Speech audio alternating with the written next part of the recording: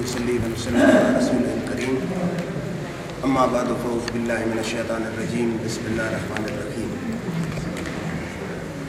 انما يريد الله ليذهب عنكم الرجس اهل البيت ويطهركم تطهيرا صدق اللہ مولانا العظیم. قابل عزت احترام حاضرین کرام، آج 3 رمضان مبارک ہے اور آج ہی کے دن سیدہ طیبہ طاہرہ سیدۃ النساء اہل الجنہ سیدہ فاطمۃ الزہرا رضی اللہ تعالی عنہا کا وصال ہے. تو ان کی عظمت اور شان اور اہل بیت کے حوالے سے چند گزارشات آپ کی خدمت میں عرض کرنی ہے. شاعر کی ایک نظم ہے، مجھے بہت پسند ہے کہ کرم کا مرکز سخا کا محور، کرم کا مرکز سخا کا محور عطا سراپا جناب زہرا، نبی کی صورت نبی کی سیرت نبی کا نقشہ جناب زہرا، رسول اکرم کی پیاری دختر شہید اعظم کی پاک مادر، جناب شیر خدا کی بانو جنا کی ملکہ جناب زہرا، تمام حوریں کنیز ان کی غلام ان کے سبھی فرشتے مگر چلا رہی ہیں خود چکی بغیر شکوہ جناب زہرا. غیر ممکن کہ ان کے در سے کوئی سوالی بھی آئے خالی، قسیم جنت قسیم کوثر قسیم دنیا جناب زہرا. تو سب سے پہلے اللہ تعالیٰ نے قرآن مجید میں فرمایا کہ انما یرید اللہ لیذھب عنکم الرجس اہل البیت ویطہرکم تطہیرا، کہ اللہ نے ارادہ کر لیا ہے کہ نبی کی آل سے عقیدے کی پلیدی بھی دور کر دے اور عمل کی پلیدی بھی دور کر دے. اب مفسرین کہتے ہیں کہ اس میں انما ہے، یہ کلمہ حصر ہے، اور آخر میں ہے تطہیرا جو مبالغہ کے لیے آیا ہے کہ اللہ تعالیٰ نے ان کو طہارت کاملہ عطا کی، کوئی مجاز کا شک نہ کرے. اللہ نے انہیں کمال طہارت اور کامل طہارت عطا فرما دی. اور پھر اس میں تطہیرہ پر تنوین ہے تعظیم کی، یعنی معمولی طہارت نہیں بلکہ عمدہ طہارت ہے. پھر ہم اہل سنت والجماعت حضور صلی اللہ علیہ وسلم کی آل اور اصحاب سے محبت کرتے ہیں، اور لوگ کہتے ہیں کہ یہ ان کا اپنا ذاتی نظریہ ہے.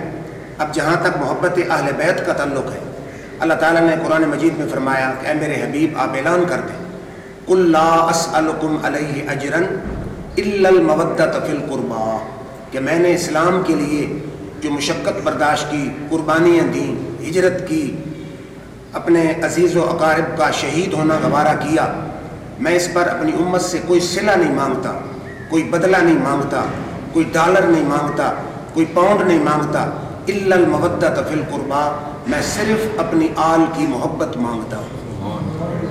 اور یہ صرف میرا ترجمہ نہیں بلکہ حبر الامت حضرت عبداللہ بن عباس، آپ کا قول تفسیر در منصور میں موجود ہے، اسی آیت کی تشریح فرماتے ہیں. اس کا مطلب کیا ہے کہ اے تودوہم بی وتحفظونی فی آل بیتی، کہ میری آل سے میری وجہ سے محبت بھی کرو اور ان کی ناموس کا تحفظ بھی کرو. اس آیت کا یہ معنی ہے کہ میری آل کی ناموس کا بھی تحفظ کرو اور میری آل سے محبت بھی کرو. اب ترمذی شریف کی حدیث ہے، حضور اکرم صلی اللہ علیہ وآلہ وسلم نے ایک کلمہ پڑھنے والے کو محبت کی ترتیب بتائی. فرمایا کہ احب اللہ لما یغزوکم من نعمہ، اے میرا کلمہ پڑھنے والوں سب سے پہلے تمہیں اپنے خالق سے محبت کرنی چاہیے کہ وہ تمہیں اپنی نعمتوں سے پالتا ہے. فرمایا اس کے بعد وحبونی لحب اللہ، سب سے پہلے اپنے رب سے محبت کرو. پھر فرمایا مجھ سے محبت کرو کہ میں تمہارے خالق کا محبوب ہوں. پہلے رب سے محبت ہو کہ تمہارا خالق ہے، پھر مجھ سے محبت ہو کہ میں تمہارے خالق کا محبوب ہوں. فرمایا وحبو آل بیتی لحبی، اور اس کے بعد میری آل سے میری وجہ سے محبت کرو. امام حسن و حسین سے، حضرت علی شیر خدا سے، حضرت فاطمہ الزہرا سے اس لیے محبت کرو کہ وہ کملی والے آقا کے گھر والے ہیں. پھر تیسری حدیث ہے، یہ بھی ترمذی شریف میں ہے کہ حضور صلی اللہ علیہ وسلم ایک دن تشریف فرما ہے، ادھر امام حسن بیٹھے ہیں ادھر امام حسین بیٹھے ہیں. حضور اکرم صلی اللہ علیہ وآلہ وسلم نے فرمایا من احبنی، میرے جس امتی نے مجھ سے محبت کی، وَأَحَبَّ هَذَيْنِ، میرے ان 2 نواسوں سے محبت کی، وَأَبَاهُمَا، ان کے ابا علی سے محبت کی، व उम्महुमा, इनकी माँ फातिमा का अदब किया, फरमाया कान मई फी दर्जती यौमल क़ियामा, जन्नत के जिस महल में मैं हूँगा कदमों में मेरा गुलाम। कितना बड़ा सिला है, कितना बड़ा सवाब है, कितना बड़ा दर्जा है कि जो हुजूर अकरम सल्लल्लाहु अलैहि वसल्लम से मोहब्बत करे, हुजूर की आल से मोहब्बत करे, इमाम हसन हुसैन से मोहब्बत करे, हज़रत अली शेर खुदा से मोहब्बत करे, हज़रत फातिमा ज़हरा से मोहब्बत करे, जन्नत के जिस महल में आका मौजूद होंगे हुजूर के कदमों में उस गुलाम को अल्लाह ताला जगह अता फरमा देगा। फिर शायर ने इसका तर्जुमा किया कि फजल रब्बुल उला, और क्या चाहिए मिल गए मुस्तफ़ा, और क्या चाहिए दामने मुस्तफ़ा, जिसके हाथों में हो उसको रोज़े जज़ा, और क्या चाहिए। फिर तवज्जो फरमाइए, हुजूर अकरम सल्लल्लाहु अलैहि वसल्लम की प्यारी साहबजादी, इनका नाम है फातिमा और इनकी कुनियत है उम्मुल हसनैन, उम्मुल रेहानतैन और उम्मु अबीहा। अब से पहले है फातिमा। अब फातिमा का माना है, ये फातिमा से है, इसका माना है दूर होना, दूर करना। अब इसका मफहूम क्या है? अस्सवाइकुल मुरका में हज़रत फातिमा ज़हरा रज़ी अल्लाह ताला अन्हा खुद अपने नाम की वजह बताती हैं। आप फरमाती हैं कि मेरा नाम फातिमा क्यों है? कि अल्लाह ताला फतमनी व मुहिब्बी व ज़ुर्रियती अनिन नार, कि अल्लाह ताला मुझे और मेरे सदके मुझसे मोहब्बत करने वालों को और मेरी आल को दोज़ख से दूर फरमा देगा, इसलिए मेरा नाम फातिमा रखा गया है। और फिर आपकी कुनियत है उम्मु अबीहा। इसका लफ्ज़ी माना है कि माँ अपने बाप की। अब इसमें उस्तुल गाबा में वो लिखते हैं कि ये बड़ा अजीब इसका माना है कि माँ अपने बाप की। इसका क्या मतलब है कि हज़रत फातिमा ज़हरा रज़ी अल्लाह ताला अन्हा को हुज़ूर सल्लल्लाहु अलैहि वसल्लम से इतनी मोहब्बत थी, हुज़ूर सल्लल्लाहु अलैहि वसल्लम की इतनी खिदमत करती थी, हुज़ूर सल्लल्लाहु अलैहि वसल्लम की इतनी मदारत करती थी कि लोग कहते थे कि है बेटी, लेकिन ये मोहब्बत और खिदमत ऐसे कर रही है जैसे कोई माँ अपने बेटे की खिदमत करती है। इसलिए आपकी कुनियत है उम्मु अबीहा। और आपकी एक लक़ब आपका है सैयदा। सैयदा तो हुज़ूर सल्लल्लाहु अलैहि वसल्लम के फरमान से लिया गया है कि हुज़ूर अकरम सल्लल्लाहु अलैहि वसल्लम ने फरमाया इन्ना फातिमता सैयदत निसाइल आलमीन व इन्ना फातिमता सैयदत निसाइ अहलिल जन्नह। इससे सैयदा का लक़ब जो है वो माखूज़ है। और दूसरा है ज़हरा। ज़हरा का माना है कली। दुनिया के फूल की कमी नहीं, कली नहीं, बल्कि जन्नत के फूल की कली। और हुज़ूर अकरम सल्लल्लाहु अलैहि वसल्लम ने फरमाया जब मेरा जी चाहता है कि मैं जन्नत की खुशबू सूंघूं तो फरमाया शमम तो रकबत फातिमा था, मैं अपनी बेटी फातिमा की गर्दन को चूम लेता हूँ, मुझे जन्नत की खुशबू आ जाती है। तो शायर ने क्या इसका तर्जुमा किया कि क्या बात है रज़ा इस चमनिस्तान, क्या बात रज़ा इस चमनिस्तान करम की, कि सारा है कली जिसमें हुसैन व हसन फूल। कि ये ऐसा बाग है जिसमें फातिमा ज़हरा जो है वो कली हैं और इमाम हसन हुसैन इस बाग के फूल हैं। फिर हुजूर अकरम सल्लल्लाहु अलैहि वसल्लम ने जब अपनी बेटी का निकाह फरमाया, अल-मुअज्जमुल कबीर में ये हदीस मौजूद है, आप फरमाया इन्नल्लाह अमरनी अन उज़व्विज फातिमा मिन अलीयिन, कि मैंने हज़रत फातिमा ज़हरा का निकाह हज़रत अली से अपनी मर्जी से नहीं किया, बल्कि रब का हुक्म था कि मेरे हबीब अपनी बेटी फातिमा का अली शेर खुदा से निकाह कर। तो जब खुदा हुक्म दे रहा है तो उस ज़ात की कितनी बड़ी अजमत होगी, वो कितनी अजीम औरत होगी, जन्नती औरतों की सरदार भी है और दुनिया की औरतों की सरदार भी है। कितना मकाम और शान है कि खालिक हुक्म दे रहा है कि मेरे हबीब आप अपनी बेटी का निकाह हज़रत फातिमा ज़हरा का निकाह हज़रत अली शेर खुदा से करें। और सीरत और तारीख में ये मौजूद है कि हज़रत फातिमा के लिए पैगाम निकाह हज़रत अबू बकर सिद्दीक़ ने भी भेजा था और पैगाम निकाह हज़रत उमर फारूक ने भी भेजा था हुज़ूर अकरम सल्लल्लाहु अलैहि वसल्लम की तरफ। लेकिन आपने फरमाया था कि मुझे अल्लाह के हुक्म का इंतज़ार है। तो फिर अल्लाह का हुक्म ये आया कि आप अपनी बेटी का निकाह अली शेर खुदा से फरमा दें। फिर ये भी हदीस है, कंज़ुल उम्माल में मौजूद है कि हुज़ूर ने फरमाया इन्ना फातिमता अहसनत फरजहा फहर्रमहा वज़ुर्रियतहा अलन नार, कि फातिमा ज़हरा ने अपनी पारसाई की, हिफाजत की और रब ने सिला क्या दिया कि दोज़ख को इन पे भी हराम फरमा दिया और उनकी औलाद पे भी हराम फरमा दिया। और फिर ये हुज़ूर अकरम सल्लल्लाहु अलैहि वसल्लम का फरमान मुस्तदरक हाकिम में मौजूद है कि इन्नमा सुम्मियत बिनती फातिमा, कि मेरी बेटी का नाम फातिमा किस लिए रखा गया, लिअन्नल्लाह ताला फतमहा व मुहिब्बीहा व ज़ुर्रियतहा अनिन नार, कि अल्लाह ने हज़रत फातिमा ज़हरा रज़ी अल्लाह ताला अन्हा की خود ان کی ذات کو، ان سے محبت کرنے والوں کو اور ان کی اولاد کو دوزخ سے بچا لیا ہے، دور فرما لیا ہے، اس لیے ان کا نام، میری بیٹی کا نام فاطمہ ہو گیا۔ پھر حضرت عائشہ صدیقہ رضی اللہ تعالیٰ عنہ ام المومنین، آپ ایک دن تشریف فرما ہے، کسی نے پوچھا کہ حضور صلی اللہ علیہ وسلم کو سب سے زیادہ محبوب کون ہے، سب سے زیادہ حضور کی محبت کس سے ہے؟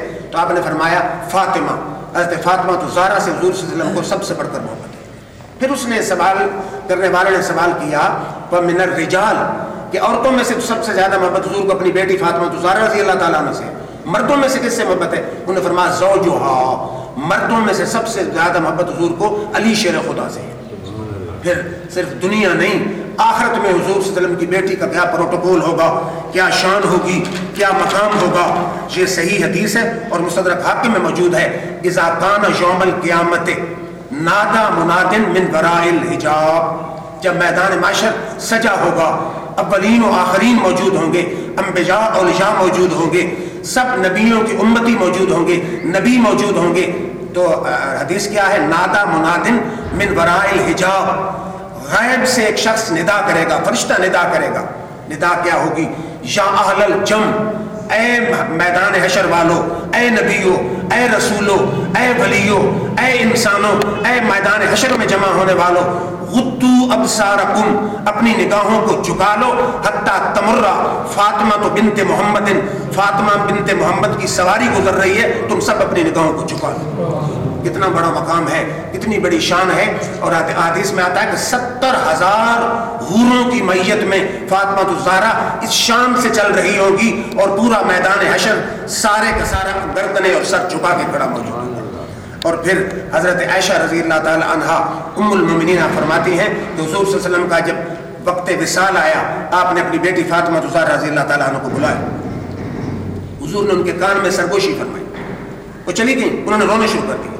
پھر تھوڑی دیر بعد حضور صلی اللہ علیہ وسلم نے پھر بلایا، پھر کان میں سرگوشی فرمائی، وہ چلی گئیں اور مسکرانے لگی۔ حضرت عائشہ فرماتی ہے میں نے پوچھا کہ پہلی دفعہ آپ نے کیا کہا، دوسری دفعہ کیا کہا؟ پہلی دفعہ آپ مسکرائیں، پھر رو پڑی۔ انہوں نے فرمایا اگر بتانا ہوتا تو حضور بلند آواز سے بتاتے، جب حضور نے مجھے خاموشی سے سرگوشی سے بتایا تو میں کیوں بتاؤں؟ تو جب حضور صلی اللہ علیہ وسلم کا وصال ہو گیا، پھر عائشہ صدیقہ ام المومنین نے سوال کیا کہ اے فاطمہ الزہرا بتائیے حضور صلی اللہ علیہ وسلم نے پہلی دفعہ کیا کہا تھا؟ تو انہوں نے فرمایا کہ حضور صلی اللہ علیہ وسلم نے پہلی دفعہ فرمایا تھا کہ اے فاطمہ اب میرے وصال کا وقت قریب آ چکا ہے، تو اس لیے میں نے رونا شروع کر دیا۔ اب لوگ کہتے ہیں نا کسی کو کیا پتا کہ کب موت آئے گی، تو بخاری کی حدیث ہے کہ اللہ کے نبیوں کو اس وقت تک موت آتی نہیں ہے جب تک نبی خود رضامند نہیں ہوتے۔ تو یہاں حضور صلی اللہ علیہ وسلم نے پہلے بتا دیا کہ میرا وقت وصال قریب آ چکا ہے۔ تو فرماتی جب دوبارہ حضور صلی اللہ علیہ وسلم نے بلایا تو آپ نے میرے کان میں بلایا، مجھے بلا کے کان میں فرمایا اما تردینا ان تکونی سیدۃ نساء العالمین، اے فاطمہ کیا تم اس بات پہ راضی نہیں ہو کہ اللہ نے تمہیں میرے صدقے عالمین کی عورتوں کا سردار بنا دیا؟ تو اس لیے میں مسکرا پڑی۔ اور پھر یہ حدیث بھی ترمذی شریف میں موجود ہے، بڑا خوبصورت سارا واقعہ ہے کہ حضور اکرم صلی اللہ علیہ وسلم کے ایک صحابی حضرت حذیفہ، آپ مدینہ شریف سے تھوڑی دور کے فاصلے پر رہتے تھے اور اپنی ماں کے ساتھ رہتے تھے۔ ایک دن انہوں نے اپنی ماں سے کہا کہ اگر تو آپ کی اجازت ہو تو آج شام کی نماز میں حضور اکرم صلی اللہ علیہ وسلم کے پیچھے مسجد نبوی میں پڑھوں، اپنے لیے بھی دعائے مغفرت کراؤں اور تیرے لیے بھی دعائے مغفرت کراؤں۔ ماں نے کہا ٹھیک ہے آپ چلے جائیں۔ چنانچہ شام کی نماز، مغرب کی نماز حضرت حذیفہ نے مسجد نبوی میں حضور اکرم صلی اللہ علیہ وسلم کے پیچھے پڑھی۔ نماز سے کتنے خوش نصیب تھے لوگ کہ آپ جہاں مسجد میں نماز پڑھتے ہیں وہ مسجد نبوی میں نماز پڑھتے تھے، جہاں کی ایک نماز یہاں کی 50,000 نماز کے برابر ہوتی ہے، وہاں نماز پڑھی۔ اور پھر آپ حضرت مفتی صاحب کے پیچھے نماز پڑھتے ہیں، کتنے خوش نصیب لوگ تھے کہ وہ آمنہ بلال کے پیچھے نماز پڑھتے تھے۔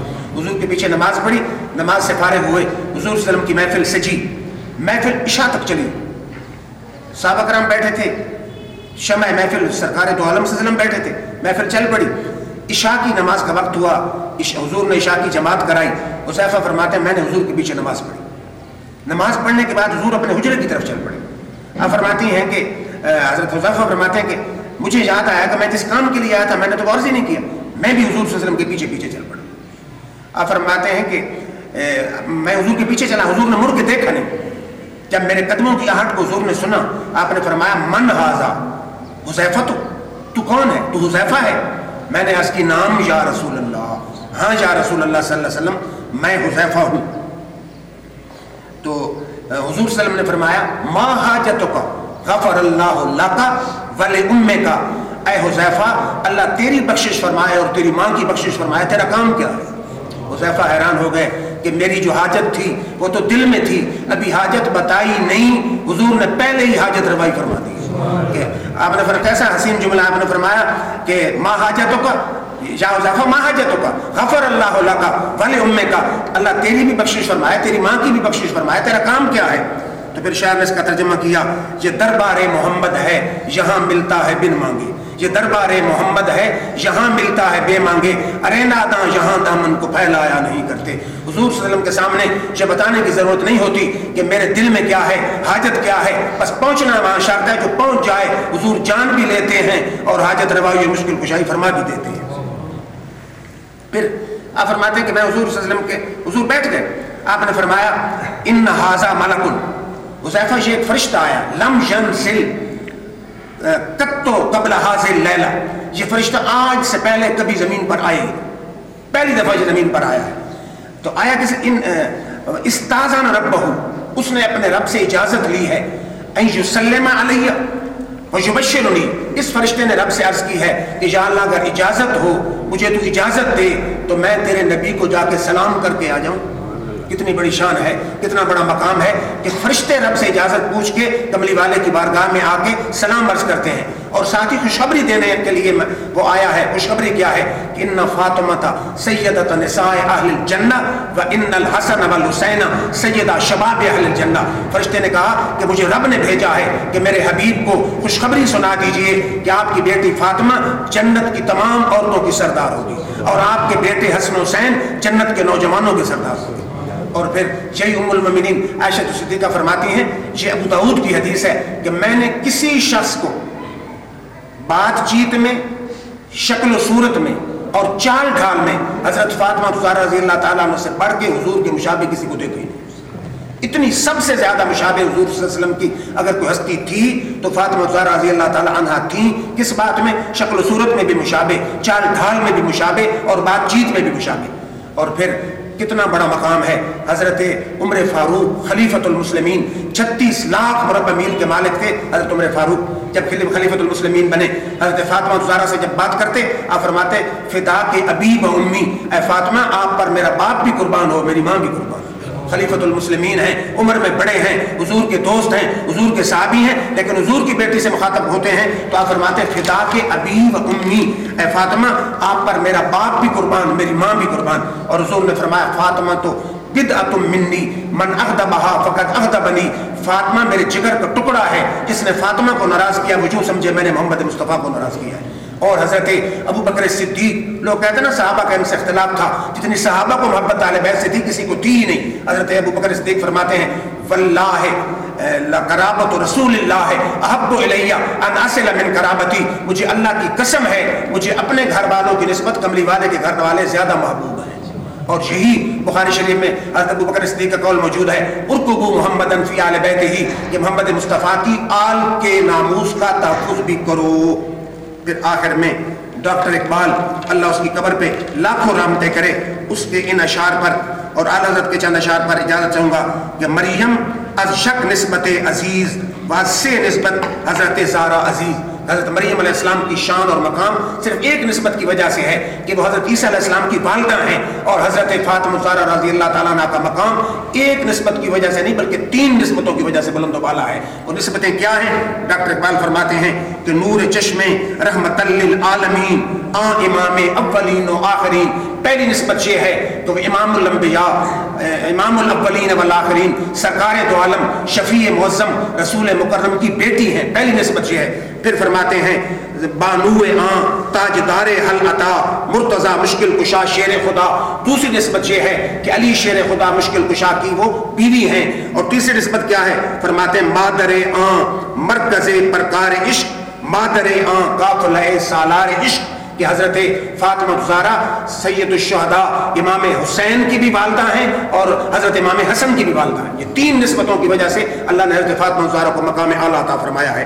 اور حضرت امام شاہ احمد رضا خان فاضل بریلوی فرماتے ہیں کہ خون خیر الرسول سے ہے جن کا خمیر، خون خیر الرسول سے ہے جن کا خمیر، ان کی بے لوس طینت پہ لاکھوں سلام، سیدہ ظاہرہ طیبہ طاہرہ جان احمد کی راحت پہ لاکھوں سلام.